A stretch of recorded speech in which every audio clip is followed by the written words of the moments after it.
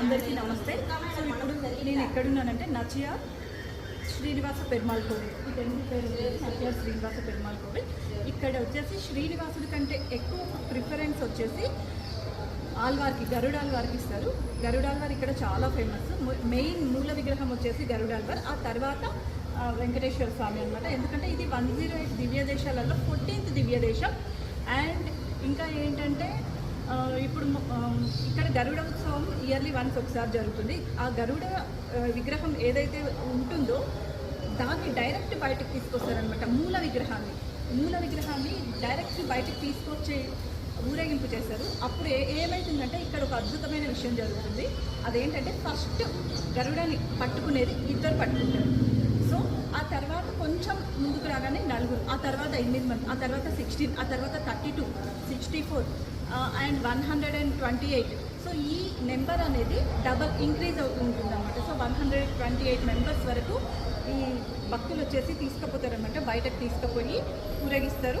తర్వాత మళ్ళీ ఊరేగింపు అంతా అయిపోయిన తర్వాత మళ్ళీ స్వామిని రిటర్న్ తీసుకొస్తారనమాట. రిటర్న్ తీసుకొచ్చేటప్పుడు 128 నుంచి కొంచెం ముందుకు రాగానే గుడికి దగ్గరికి రాగానే 64, తర్వాత 32, తర్వాత 16, తర్వాత 8, తర్వాత 4, తర్వాత 2 అలా అంటే ఈ విధంగా వచ్చేసి జరుగుతుందన్నమాట ఇక్కడ ఉత్సవము.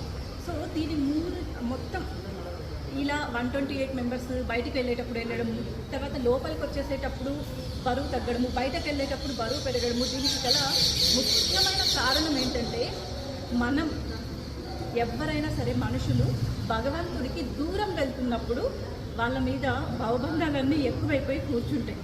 సో అందుకనే వాళ్ళు వచ్చేసి బరువు పెరుగుతూనే ఉంటాడనమాట. ఎప్పుడైతే మనం దేవుడికి దగ్గర వస్తుంటామో సో ఈ బంధాలన్నింటి నుంచి విముక్తి చెంది మనం మనసు కానీ శరీరం కానీ అన్నీ సింపుల్గా అయిపోయి ఏ బరువు లేకుండా దేవుడి దగ్గరికి చేరుకుంటాము అని చెప్పడానికి ఈ టెంపుల్ ముఖ్య ఉద్దేశము. గరుడాల్వార్ మన మానవ జాతికి అందించే ఒక చక్కని లెసన్ అనమాట. Thank you.